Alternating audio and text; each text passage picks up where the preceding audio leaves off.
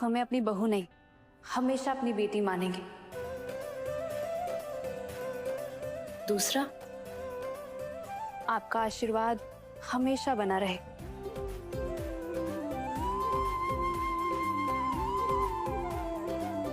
और तीसरा, अगर हमसे कभी कोई गलती हो जाए तो हमें नादान समझकर माफ कर देना।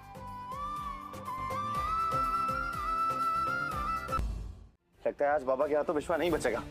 ऐसा मत बोलो धीरू, दरवाजा। बाबा, हम छत से जाके दरवाजा खोलते हैं। बाबा, जाओ जाओ, जल्दी ऊपर जाओ, ऊपर से खोलो।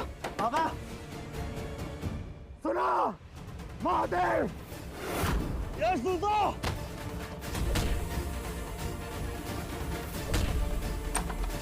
महादेव, महादेव, महादेव, महादेव, दिमाग खराब है।